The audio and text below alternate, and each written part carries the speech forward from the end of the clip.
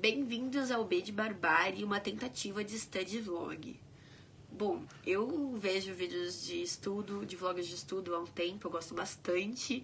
Inclusive, eu gosto muito de um que a Tari fez no Literatura. E eu tenho essa ideia de gravar há muito tempo. E eu não sabia muito o que gravar, como fazer. E aí eu me vi hoje, no dia 20 de novembro, Dia da Consciência Negra, atrasada no meu projeto de leitura de autores negros de teoria. E eu sei muito bem que este livro aqui, Seja Homem, A Masculinidade Desmascarada, do JJ Bola, é um livro de fácil leitura. Muita gente comentou que leu num dia ou dois. E eu decidi então gravar um study vlog deste livro. Aí eu vou lendo e comentando com vocês durante o dia, mostrando pra vocês quais são os meus hábitos, né, durante esse estudo. E vou documentando junto com vocês de alguma forma. Esse kit aqui eu ganhei da Panaceia e não da Dublinense. Assinando a Panaceia com o meu cupom B de Barbárie, você ganha um descontinho aí pequenininho, mais um desconto de R$5 e recebe esses livros de não ficção na sua casa todo mês. Os livros estão sendo incríveis, principalmente em 2020. Eu acho que a curadoria da Panaceia tem ficado cada vez mais interessante. Fiquei muito feliz do primeiro kit que eles mandaram pra mim do próprio mês tenha sido esse, que é um livro que eu ia querer muito receber. Agora é quase meio-dia, então na verdade eu não vou começar agora. Eu só aproveitei que eu tava com o ring light pronto, que eu tinha acabado de gravar, pra poder abrir essa introduçãozinha. Eu vou almoçar, fazer algumas coisas práticas, mas eu volto aqui depois.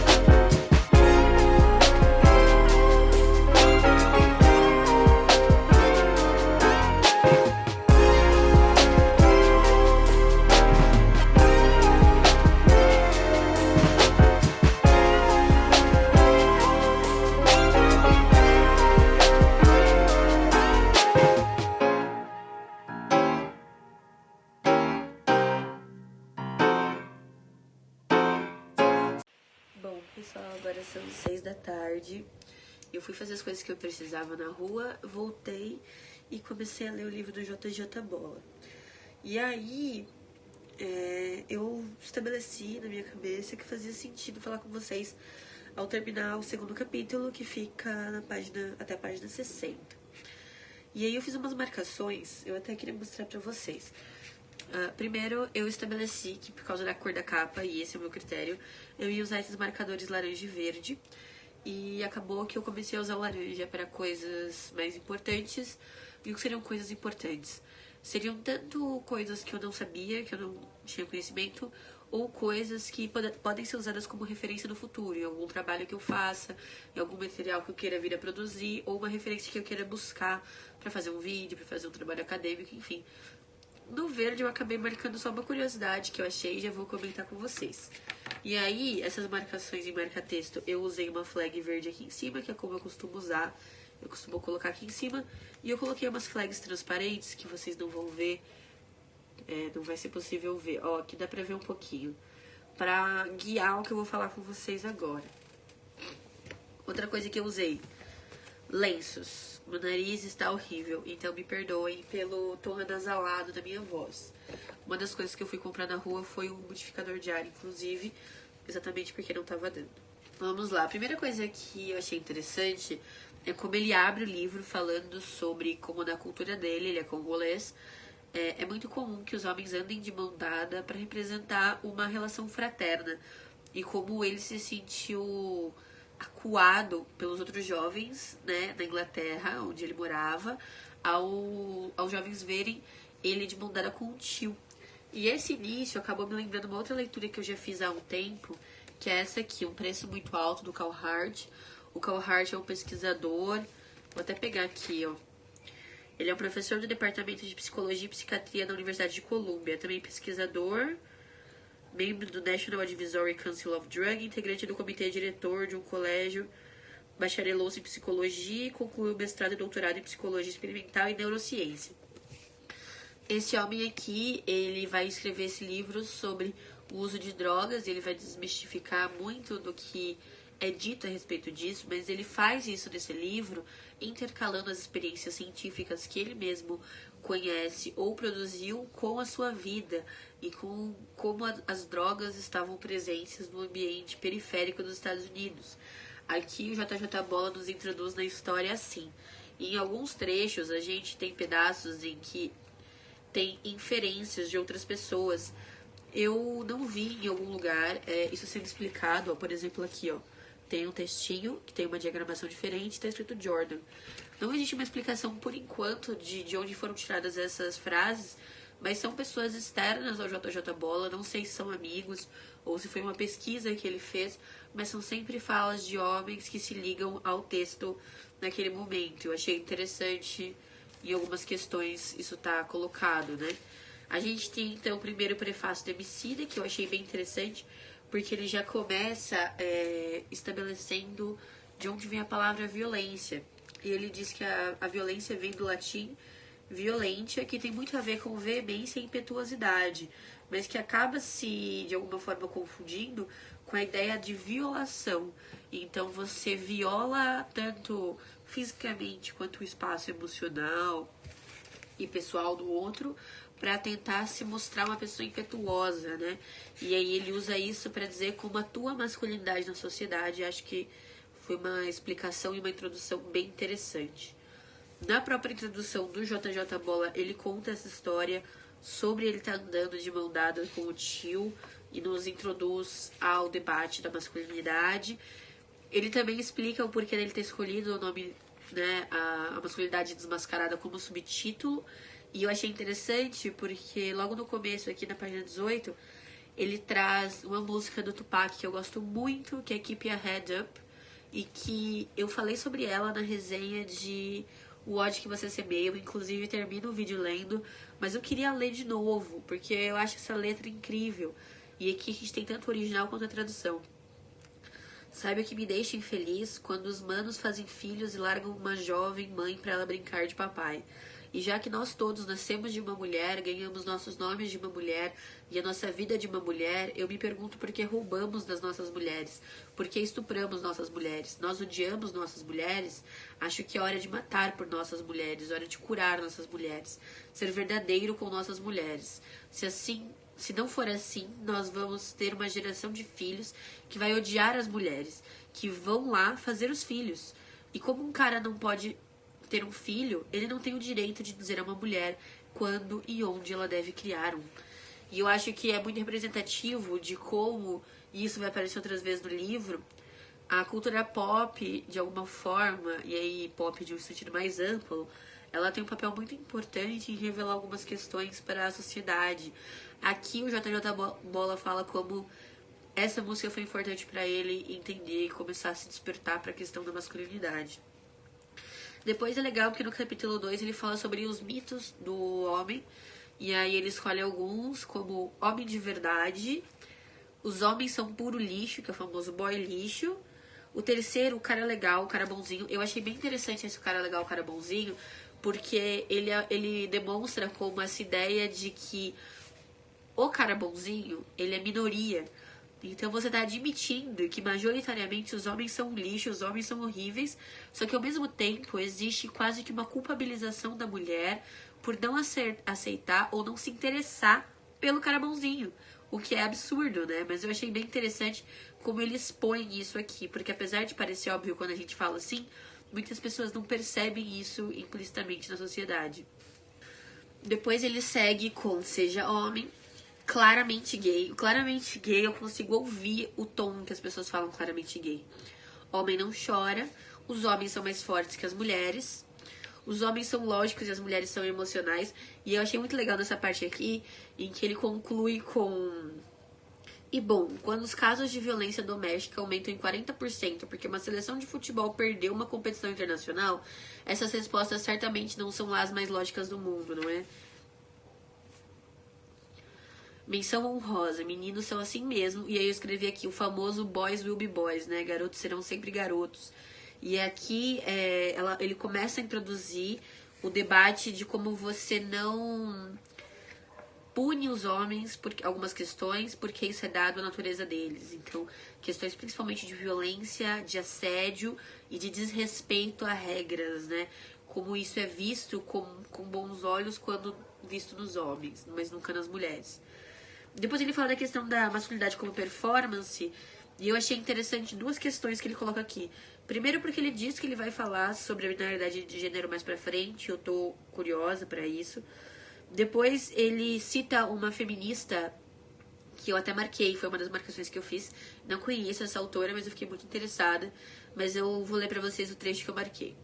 Nesse sentido, a autora e pesquisadora feminista Eide Gottner-Abendroth propõe que as sociedades matriarcais não devem ser vistas como espelhos das sociedades patriarcais, pois elas não têm a mesma definição hierárquica presente no patriarcado. As sociedades matriarcais são socialmente igualitárias, economicamente equilibradas e politicamente baseadas em decisões colegiadas democráticas. Elas foram criadas por mulheres e fundadas sobre valores maternais. Aqui na referência fala que são estudos sobre culturas indígenas pelo globo que tem sociedades matriarcais. Eu fiquei muito interessada em fazer essa leitura, não tem tradução para o Brasil pelo que eu vi, mas vale a pena dar uma olhadinha se é possível, né? Se é um inglês viável. Logo depois tem uma marcação que eu fiz que foi a curiosa, que é sobre o salto alto. No início do século XVII, os sapatos de salto alto foram levados da Pérsia à Europa e os homens costumavam usá-lo como demonstração de seu status social mais elevado.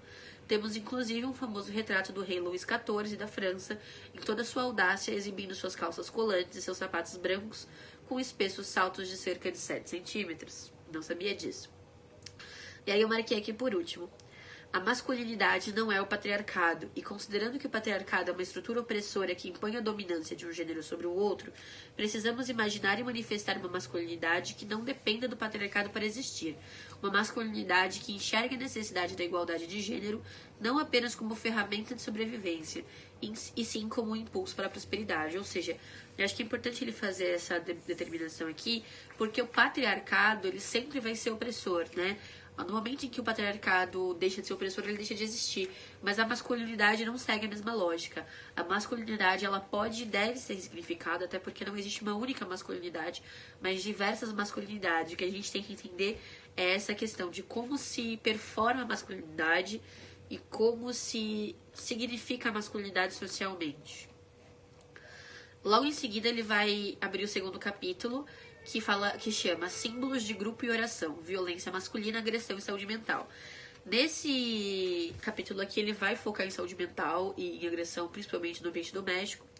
Tem aqui algumas atualizações, até marquei aqui. Tem notas para a edição brasileira atualizando esses dados, se não para o contexto nacional, para o contexto internacional, o que eu achei interessante. Ele também chama atenção para o fato de que a gente pensa sempre de uma forma muito heteronormativa, e que isso faz com que a gente pense apenas na violência doméstica entre homens e mulheres. Então é sempre tipo, mas o homem não vai denunciar se for uma mulher porque ele tem vergonha. Ao mesmo tempo que a mulher não quer denunciar porque ela acredita numa reabilitação ou que de alguma forma aquilo é amor. Mas a gente nunca pensa como se dá a relação entre homens, entre dois homens ou entre duas mulheres. E que isso é bastante interessante. Foi nesse momento que eu me lembrei da revistinha da Panaceia e que eu não a li antes, então eu vou ler ela já, porque eu queria saber se existe alguma relação do JJ Bola com o movimento LGBT, porque eu achei interessante que ele não seja uma pessoa que vai pensar heteronormativamente, independente de ser hétero ou não. Depois ele vai entrar na questão de como a gente cria os homens, principalmente desde criança, com brinquedos violentos. E aí ele cita estudos, eu achei bem legal, eu marquei esses estudos aqui. que mostram que as crianças têm reações mais violentas quando expostas a brinquedos que de alguma forma incitem a violência, como armas, martelo, bonecos articulados, porque os bonecos articulados batem, né? As bonecas das mulheres não são articuladas por um motivo, porque não tem necessidade, não tem interesse, não tem o objetivo de. E depois também como existe uma maior probabilidade de crianças que apanham durante a infância de reproduzirem essas violências quando adultas. E isso tudo citando estudos. Ele passa também por vários dados de saúde mental e ele vai falar principalmente também do suicídio. Eu achei muito interessante como ele fala tanto da questão prática aqui do suicídio. Ele fala assim, tem as mulheres e os homens, eles praticam suicídio, esses são os valores, mas ele comenta uma coisa muito interessante que eu nunca tinha pensado. Acho que essa foi a coisa mais surpreendente aqui no sentido de, caramba, como eu não pensei nisso? Ele diz que os homens, quando praticam suicídio, por estarem muito mais ligados a métodos violentos de fazerem tudo nas vidas deles, é muito mais difícil um homem não conseguir se suicidar, porque eles tentam principalmente atirar em si próprios ou se enforcarem, enquanto as mulheres tentam, por exemplo, remédios ou fazer mutilações e imergir na água. Então as mulheres geralmente têm mais probabilidade, de serem salvas porque tentam métodos menos violentos de suicídio.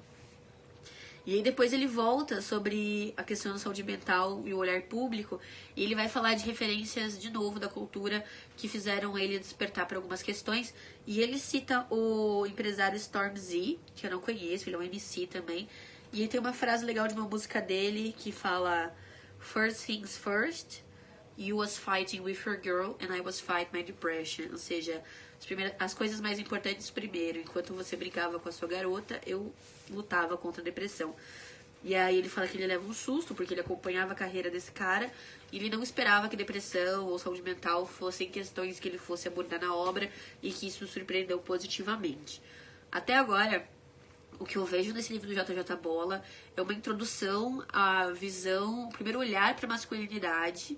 Ele disse ainda que vai abordar a questão da masculinidade hegemônica, da masculinidade tóxica, mas ao mesmo tempo ele está recorrendo a algumas referências aqui que eu não conheço muito por causa, né, de não terem sido publicadas no Brasil, mas também algumas como a Judith Butler, que eu acho que ela leva a discussão de gênero a outro nível. Então, fico me perguntando se o estudo do JJ Bola está num nível e ele dá um passo atrás para iniciar esse diálogo com as pessoas antes de chegar onde ele quer.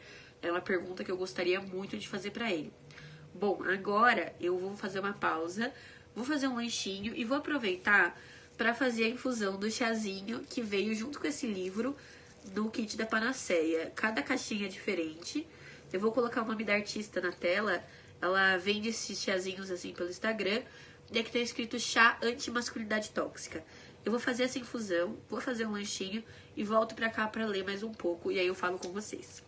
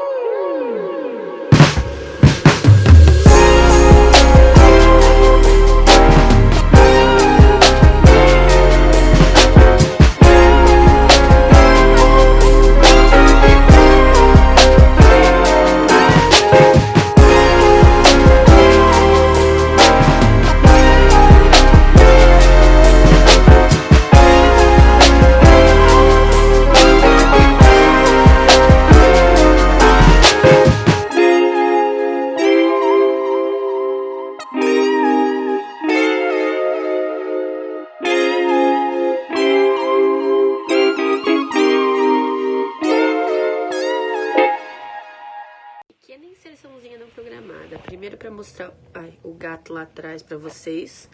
que tá capotado dormindo enquanto eu estudo aqui.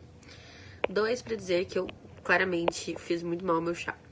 Eu tô tomando café aqui, que meu pai tinha preparado. Ele trouxe pão fresquinho, por isso que eu fui fazer um lanchinho da tarde. Coloquei lá um provolonezinho e um tomate seco, ficou sensacional. Manteiga. E eu ia gravar tudo pra vocês em timelapse, só que aí acabou a memória, porque eu tinha esquecido de limpar a lixeira do celular antes de começar a gravar, olha só. E aí eu falei, bom, vou aproveitar e vou gravar de perto a hora de fazer o chá. E aí eu errei na quantidade de água da primeira vez, como vocês perceberam, porque não chegou na cestinha. Na segunda chegou, tá lá infusionando enquanto eu tomo meu café. Eu não li a revistinha da Panacea, acho que eu vou acabar deixando pra ler no final. E eu percebi que, revendo o vídeo que eu gravei, eu percebi que eu esqueci de uma parte. Esqueci de comentar sobre a morte do Chester, o vocalista do Linkin Park, que é mencionada pelo JJ Bola. E por que eu queria mencionar isso?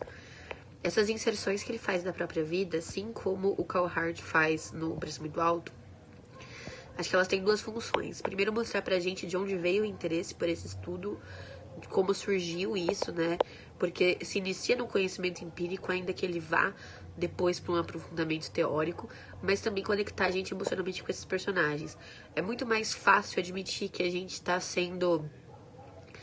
fazendo vista grossa pra saúde mental de alguém que a gente admira, quando a gente tá conversando com alguém que também fez isso.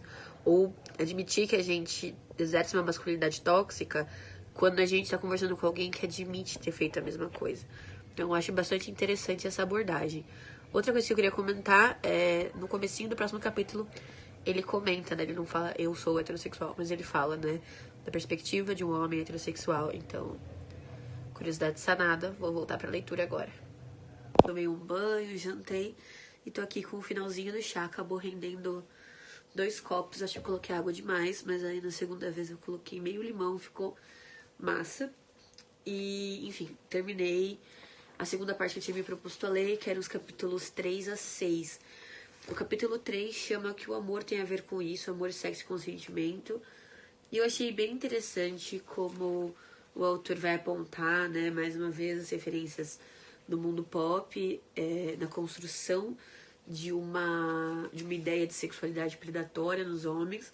Mas o que eu achei mais interessante em tudo isso é que ele vai usar o exemplo do Chris Brown e de uma entrevista que ele deu falando sobre a primeira vez que ele teve uma relação sexual e que, na verdade, a relação sexual foi um estupro, porque ele tinha 8 anos e ele se relacionou com uma garota de 15 anos por volta da cidade. E aí ele fala assim, olha só que curioso, né? Por ser um homem, é quase que invisível a ideia de que ele possa ter sido estuprado. Porque é impossível que ele faça algo que ele não quisesse, né? O homem tá tão condicionado à ideia de que ele precisa agir sexualmente que ele não pode ser manipulado, ele não pode ser de forma alguma abusado, né? E aí é muito interessante isso, porque talvez quando um homem seja abusado por outro homem, essa questão da gente ver, né, a gente como sociedade, enxergar a homossexualidade muitas vezes como um desvio, facilite a nossa compreensão de um estupro. Mas quando é uma mulher, não, porque uma mulher não pode cometer esse tipo de coisa, ela não poderia obrigar o cara. Se ela obriga o cara a ter essa relação, é quase como se eu estivesse emasculando esse homem, né? E isso é muito complicado, porque isso impede que muitas pessoas, muitos homens denunciem esse tipo de coisa, né? E ele chama atenção aqui principalmente para a linguagem que a gente usa para falar isso. A linguagem que foi utilizada para falar dessa entrevista do Chris Brown, que em momento nenhum tem um léxico de violência, mas sempre de relação sexual. Logo depois, ele fala sobre o vício do Terry Crews em pornografia, né? E aí ele vai falar sobre como muitas vezes nós somos formados sexualmente apenas pela pornografia e não necessariamente por uma educação sexual que nos permita ter uma vida saudável nesse sentido. E aí eu achei muito legal como acaba sendo muito moderno, muito atual, né? Porque ele vai falar dos incels. E pra quem não sabe, os incels são os celibatários e involuntários. São pessoas que não têm atividade sexual na vida deles, não por vontade própria, mas porque de alguma forma não conseguiram obter essa relação.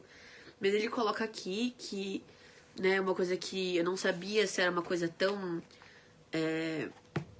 posta ou se era só o modo como eu via isso, mas é que ele fala que existe dentro dessa comunidade incel uma ideia de que realmente as mulheres deveriam servir aos homens e deveriam fornecer relações sexuais de acordo com a vontade deles. Então, meio que sedimenta realmente a minha visão de que é uma comunidade bastante machista. E aí ele vai falar, né, vai abrindo esses parênteses, e ele conseguiu de alguma forma organizar umas ideias que eu tinha, que são ideias muito simples, né? São duas ideias muito comuns, na verdade. Que são a ideia de que se o homem paga o jantar ou de alguma forma gasta dinheiro com a mulher, ela tem a obrigação de ter relação sexual com ele no final da noite. E a outra ideia de que quando a mulher diz não, esse não é definitivo, esse não de alguma forma com algum mérito do cara, isso pode ser revertido, né? Então ele fala do sexo como algo transacional e como algo negociável, né? Respectivamente.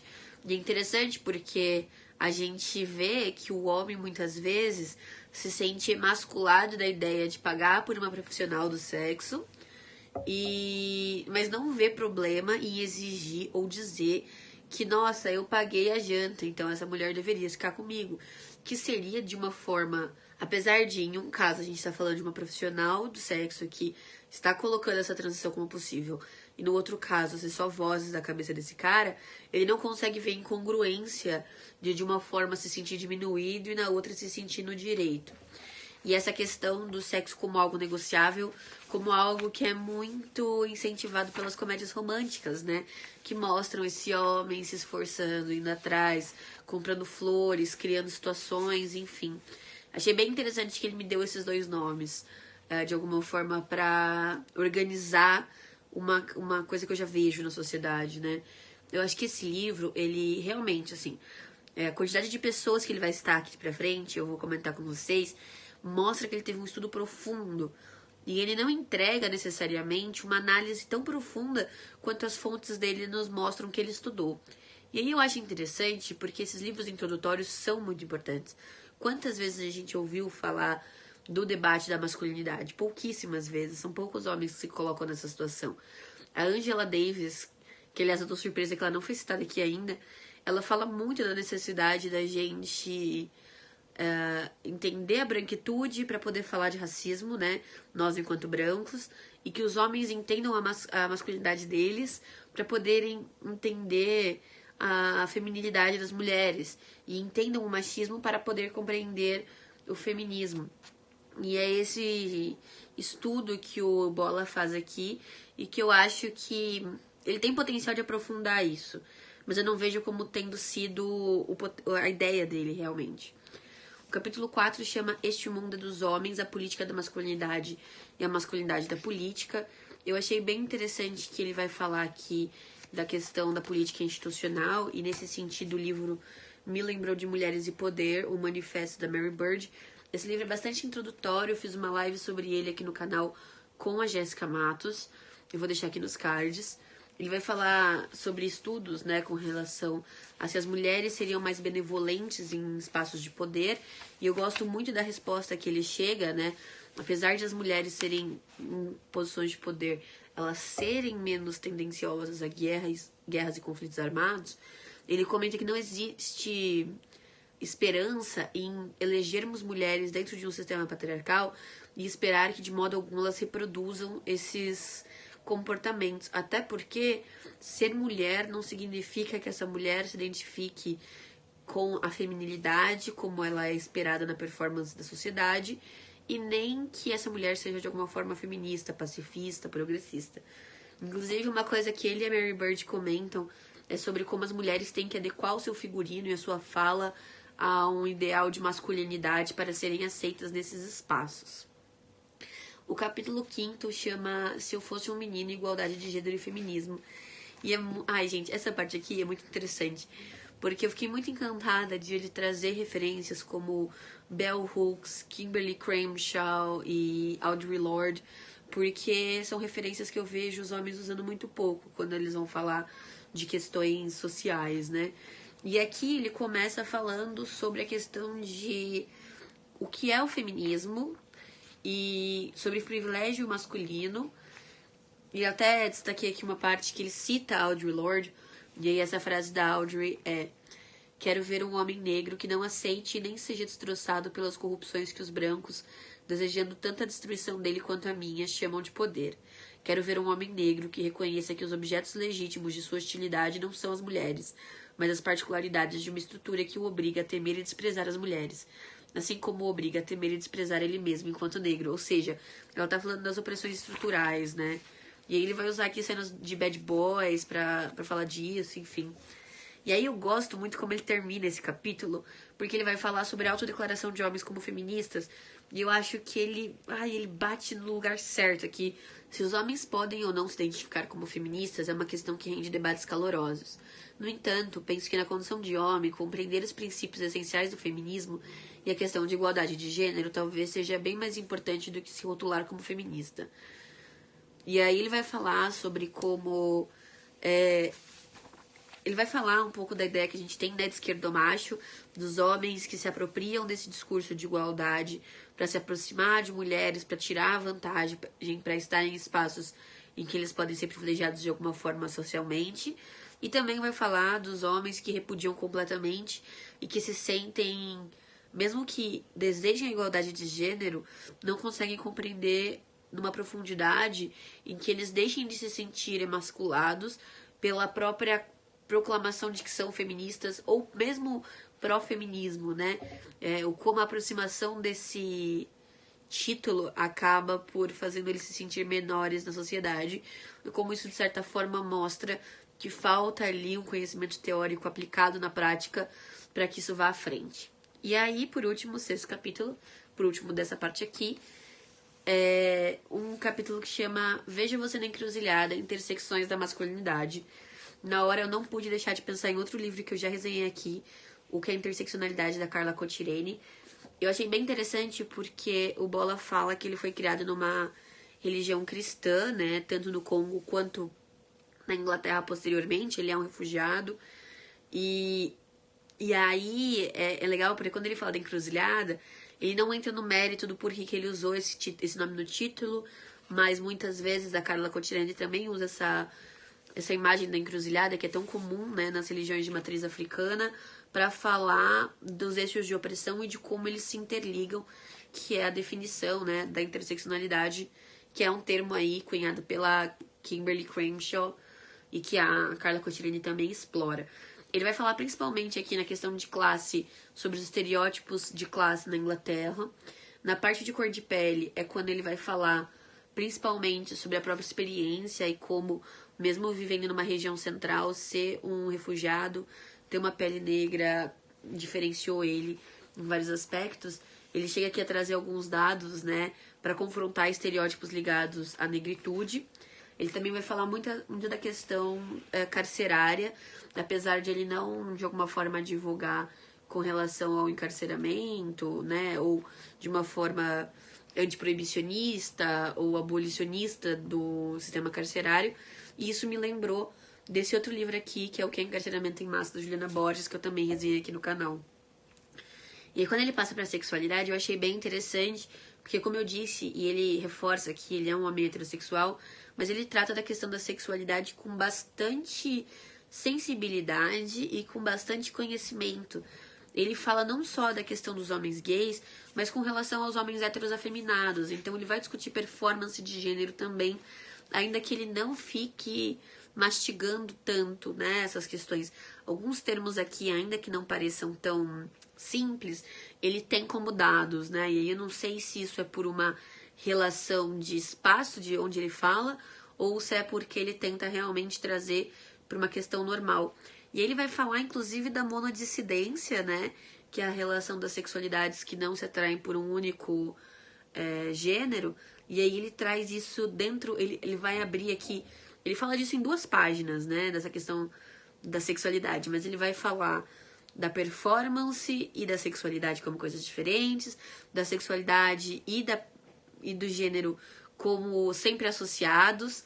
Ele vai falar da questão da monodissidência aqui, e ele vai falar da fetichização tanto da lesbiandade quanto da bissexualidade por uma indústria pornográfica heteronormativa. E aí é muito bonito, porque ele acaba terminando dizendo que, assim, o amor entre dois homens é um ato revolucionário e progressista e que deveria ser muito mais bem visto aos olhos da sociedade do que dois homens que estão brigando por um osso, né? E aí isso eu falei, cara, de uma sensibilidade que raramente eu vi, né? Não só ver num homem, mas sendo expressada dessa forma tão sensível. E aí ele entra no último eixo, que é a transexualidade e a fluidez de gênero. E eu achei bem legal, porque assim, no começo eu tive um estranhamento, porque recentemente eu li Caliban e a Bruxa. E aí eu lembrei do Caliban aqui, por quê? No Caliban e a Bruxa a gente vai falar sobre como esses papéis de gênero foram institucionalizados na mudança do feudalismo para o capitalismo por uma imposição, né, necessária para a manutenção dos trabalhadores naquela época. Também resenhei o Caliban e a Bruxa aqui no canal. E aí, quando ele fala assim que essa ideia de binaridade chega com a colonização, eu tive um estranhamento, mas aí a gente percebe o quanto algumas referências nossas não atingem a gente, né? Eu não parei para pensar que o que a Silvia Federici fala se refere muito à questão da Europa. E aí, quando a gente pensa realmente na colonização, é quando a Europa leva, né, quando ela importa para suas colônias essa imposição. E aí me deu uma bugadinha assim, eu voltei e li, e aí eu falei, na verdade eles estão em consonância, mas na minha cabeça eu tive um estranhamento inicial, porque a gente, sem querer, pensa de uma forma bastante eurocêntrica. E aí eu marquei aqui duas partes, inclusive na mesma área, com o verde, que é a cor das curiosidades. E ele coloca aqui, ó, de fato, em várias sociedades pré-coloniais ao redor do planeta, a sexualidade e o gênero eram fluidos, livres, não limitados ao simples binarismo. Por exemplo, o povo Hijra é composto de indivíduos transgêneros e intersexuais vivendo na Índia e no sul da Ásia. E são assim há séculos. É um povo oficialmente reconhecido em muitos países, como Nepal, Paquistão, Índia e Bangladesh, como não sendo nem masculino nem feminino, e sim um terceiro gênero. Então ele vai falar aqui de como essa categorização não era tão valorizada e tão importante nas colônias antes da colonização, e como muitas vezes, na verdade, esse intercâmbio, essa fluidez, elas eram vistas até como algo superior. E aqui ele coloca: historicamente, aliás, na minha cultura congolesa e em várias outras culturas do mundo, as pessoas de gênero fluido ou transgênero sempre alcançaram uma posição social de destaque, ou então eram vistas como seres espirituais mais elevados, referências criativas nas artes, na música e na dança. Não à toa, no reino pré-colonial de Congo, por volta do século XV, o conceito de gênero era ilustrado através de uma história bastante popular sobre a criação da vida, que dizia que o ser humano original era uma entidade perfeita chamada Kimanguru, tão feminina quanto masculina, ao mesmo tempo homem e mulher, que descia dos céus até a terra e povoava o planeta ao se multiplicar e se espalhar pelos continentes. E aí, logo em seguida, ele vai falar como essa ideia da transexualidade é subvertida na modernidade, né? E a gente tem, então, a marginalização das pessoas transexuais e a ridicularização dessas pessoas. E aí ele dá exemplos factuais, como falas do Trump e tudo mais. E aí ele vai falar também sobre como existe a heterossexualidade e uma cisgenereidade compulsória, até porque desde pequenos a gente escuta, né, principalmente dentro de ambientes religiosos, que se a gente de alguma forma sair dessa norma, nós vamos pro inferno. Então a gente aprende o tempo todo que a gente vai ser culpabilizado e que a gente vai ser punido se a gente sair disso, né? O que explica muitas vezes pessoas que têm dificuldades de assumirem sua sexualidade. Bom, dito isso, faltam 50 páginas para terminar o livro. Esse vlog vai ficar gigante. Mas eu tô gostando de fazer esse vlog porque, como eu disse no começo, é um livro introdutório, mas que puxa muitos assuntos interessantes e que, para quem, como eu, já leu e já aprofundou em muitas outras questões, ele consegue reunir essas temáticas e, de alguma forma, nos ajudar a organizar pensamentos que a gente já tem acesso a. E também nos ajuda a pensar como conversar sobre isso com as pessoas. Ele simplifica de uma forma que facilita para mim, por exemplo, num diálogo com um amigo, explicar certas questões. E isso eu acho muito importante. Eu tô realmente bastante encantada com a quantidade de referências a feministas que ele traz aqui, porque a gente consegue ver que é um trabalho extenso. E repetindo, ele é um homem negro, ele é um imigrante na Inglaterra, né? Ele é um refugiado, na verdade, o que acaba tendo outra posição ali. E ele poderia estar falando de raça, ele poderia estar falando de imigração, mas ele escolheu falar da masculinidade. Isso pra mim tem um valor muito importante. Então vamos lá, que eu ainda vou terminar esse livro hoje. Hoje. É 1h da manhã, gente, agora que eu tô gravando. Então eu li em 2 dias, mas... Peguei aqui uma saladinha de fruta, aí falei, vou abrir o livro. E aí o nome do 7º capítulo é O Submundo das DMs, Masculinidade na Era das Redes Sociais. E eu tive que parar pra assistir o Harry Styles cantando cover de Juice, da Lizzo. Que, pra quem não entendeu o porquê, né, talvez não conheça, não goste de Harry Styles, ele tem uma parte que fala... alguém vem aqui buscar o seu homem. Acho que ele tá perdido nas minhas DMs, querendo ser muito mais do que amigos.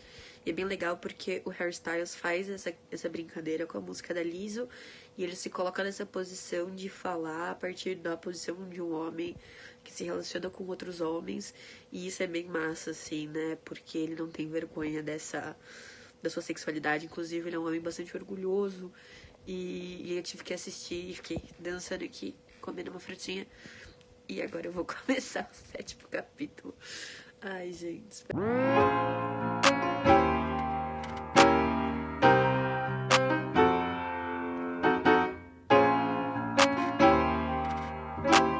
Eu queria voltar só em uma parte que eu esqueci de mencionar antes, em que o JJ Bola vai falar sobre como os incels, né, e aí diversos outros homens, na verdade, violentam as mulheres porque as veem como um direito adquirido, né? Então elas não têm a possibilidade de negar. E que o consentimento é visto não como, digamos assim, o consentimento não é visto como sim, mas como a ausência do não. Então, se a mulher de alguma forma não diz não, o sim está implícito, o que é muito curioso, porque é claramente o contrário. Muitas coisas podem impedir a mulher de negar, necessariamente diretamente. Seja uma manipulação com drogas, seja um próprio estado de choque, mas o sim, forçá-la a dizer sim é mais difícil, né? E aí não é necessariamente dizer o sim, mas demonstrar desejo, né? A gente não tá falando para firmar um contrato, eu acho que isso fica bastante claro, né? Mas eu me lembrei disso e precisava retomar. Capítulo 7 chama então o submundo das DMs, masculinidade na era das redes sociais. E ele começa falando como tecnicamente a internet e as redes sociais são o maior país do mundo pela quantidade de usuários. E ele cita aqui a importância de alguns debates, como o debate sobre masculinidade frágil, e ele entra na questão da imagem do corpo, né? Ele fala antes sobre como a gente ignora a questão da saúde mental dos homens, porque os homens são fortes demais para debaterem isso, e como mesmo quando eles têm problemas de saúde mental, eles não têm ou acesso ou se sentem no direito de buscar ajuda, o que acaba complicando a situação. E aqui tem para mim um tema que é paralelo, que é a questão da visualização do corpo masculino nas redes sociais. A gente fala muito da mulher, de emagrecimento e etc. Mas a gente esquece de falar isso com relação aos homens. Foi uma coisa que veio à minha mente recentemente, muito por causa de uma temporada, não vou me lembrar qual, de RuPaul's Drag Race, em que eles falam de distúrbios alimentares. É claro que nesse contexto a gente está falando de homens gays no mundo de drag, em que existe, de certa forma, uma pressão estética feminina sendo exercida por homens, mas isso não muda o fato de que homens são atingidos também por essa pressão estética. No capítulo 8, chamado Campeonato de Enterradas, Masculinidade e Esporte, ele resgata uma questão que ele tinha falado anteriormente, que eu não citei também, que é sobre como o esporte é um espaço em que os homens podem manifestar a sua energia, né, o seu descontentamento, enfim, gastar energia mesmo, que de alguma forma pode fazer com que eles se sintam melhores, só que a gente é sempre incentivado a enxergar o outro. E esse outro é um opositor no qual eu tenho que derrotar, acabar com ele, destruir. E que isso é o que torna o esporte tão mais violento, tão mais perigoso. E aí, inclusive, tem uma parte que eu marquei aqui, em que Não que isso seja uma novidade, mas eu gostei de como está elaborado, né? Ele diz assim: daí chegamos ao ponto-chave da questão, como escreveu o professor universitário Robert Hoggs. Esportes de contato, como o rugby e o futebol, precisam ser reconhecidos pelo que são: demonstrações ritualizadas e repetitivas da hipermasculinidade, representadas por homens e direcionadas para homens. O que acaba retomando uma ideia que ele fala em capítulos anteriores sobre como a violência masculina também é, de certa forma, o motivo pelo qual os homens são o maior alvo de violência, né? Porque é sempre em competição, é sempre em relação a outro homem. E aqui ele dá diversos exemplos, ele se aprofunda bastante na questão das experiências pessoais, porque o JJ Bola foi um jogador de basquete, ele competiu em ligas nacionais e tudo mais. Por último, conclusão, o homem no espelho, transgressão e transformação. Ele vai falar um pouco sobre a própria experiência, como nos outros capítulos, e depois ele sugere alguns pontos em que os homens podem trabalhar. E eu achei bem interessante como esses pontos são intra e interpessoais, mas como eles são de alguma forma bastante freirianos. Dá para entender que o JJ Bola tem um carinho muito grande pela obra da Bell Hooks, e a Bell Hooks é uma discípula de Paulo Freire, então talvez seja esse bastão sendo passado. E eu vou citar brevemente aqui os tópicos que ele coloca. Abandona a raiva, todo homem deve ter um diário, a responsabilidade dos homens, e aqui ele fala sobre responsabilidades tanto, por exemplo, dentro da casa, quanto responsabilizar os amigos que cometem erros, grupos de apoio para homens, linguagem, então ele propõe inclusive que a gente fale sobre masculinidades e não masculinidade, porque isso já dá uma ideia de amplitude do conceito. E aí ele coloca uma nota que eu achei bem legal, ele coloca assim: ele fala no texto que dentro da questão acadêmica já se é utilizado masculinidades no plural, e ele puxa a nota: tanto que passei a maior parte, e aí ele fala que no senso comum se usa masculinidade no singular, tanto que passei a maior parte deste livro me referindo a ela como masculinidade, ao invés de masculinidades. O motivo é que para muitos leitores este trabalho será uma apresentação ou um ponto de partida para a conversa, e é importante que encontremos as pessoas onde elas estão, pois é a partir daí que o diálogo avança. Aqui ele comprova duas coisas que eu disse: o diálogo é importante, a metodologia dele é super freiriana, de conversa, de demonstração de conhecimento. E depois ele também comprova o que eu disse desse reconhecimento de que é uma obra inicial, que é uma obra que vai dar um pontapé para outras discussões e que de modo algum resolve as questões em si. Educação para o consentimento.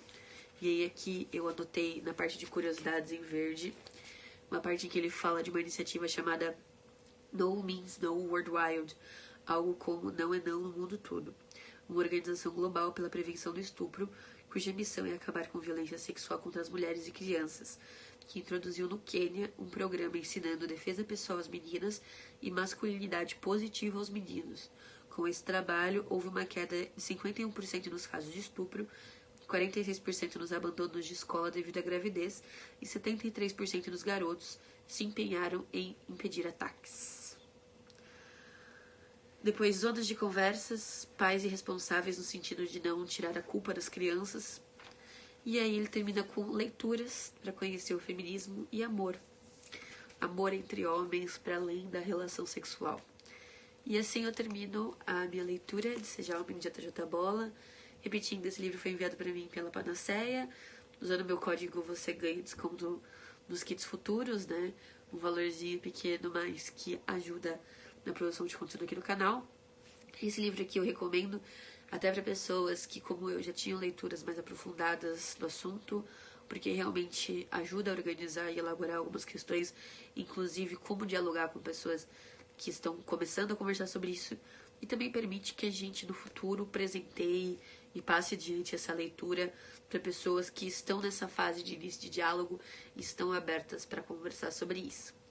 Espero que vocês tenham gostado. Se gostaram, se inscrevam no canal, ficando na bolinha com o meu rosto que vai aparecer aqui na tela. Deixem seu like também para ajudar na divulgação do vídeo. Um beijo e até a próxima. Somebody can get your man. I think his last name my DMs. What? My DMs. Da, da, da, da. Way more than friends. What? Way more than friends.